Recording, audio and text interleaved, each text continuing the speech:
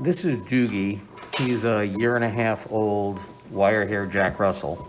The reason for the significant restraint and the muzzle has nothing to do with the freezing procedure. It's entirely due to his temperament.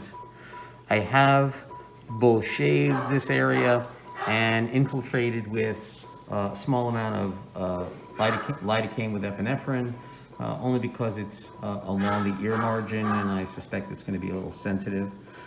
We're going to do a 40 to 45 second freeze, followed by a thaw cycle, followed by a second freeze cycle, and then we will give it approximately 2 to 3 weeks to fully go through a cycle. If at that point in time there's any remaining tissue, as there is some depth to this mass, we'll go ahead and just touch it up at that point in time. I typically charge for the block and the freeze procedure. If I do a touch-up at a later date, I do that inclusive of the first charge. So if someone has a watch and we could start timing this. Heather, give me 40 seconds. Tell me when to start.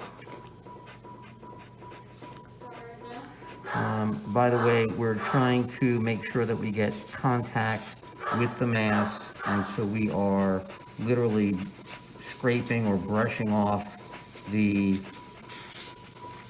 frost as it occurs. The reason for the masks is because of COVID. It has nothing to do with the freeze procedure.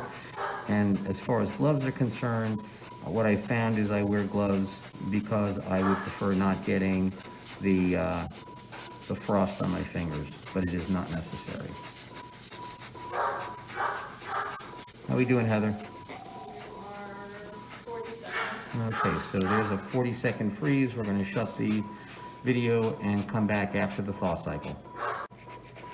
So following a thaw cycle, we're going to go ahead and refreeze. We're looking for the most rapid freeze that we can get directly on the tissue, as that creates the greatest damage on a cellular level. Because this is on an ear margin and centrifugal force tends to cause them to bleed, I have recommended that clients either use an Elizabethan collar, if the dog's hate, or alternatively a knee sock inverted over the head to keep the ear that's been treated flat against the cranium. Heather?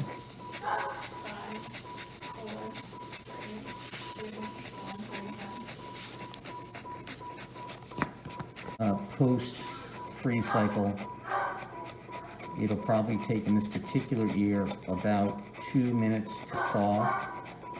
We sometimes see some serous oozing and on a rare occasion some bleeding.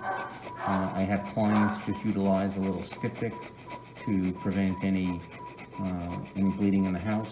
And of course I've trimmed off some of the long hair so that during the necrosis cycle we don't get adhesion of hair on top of the mass.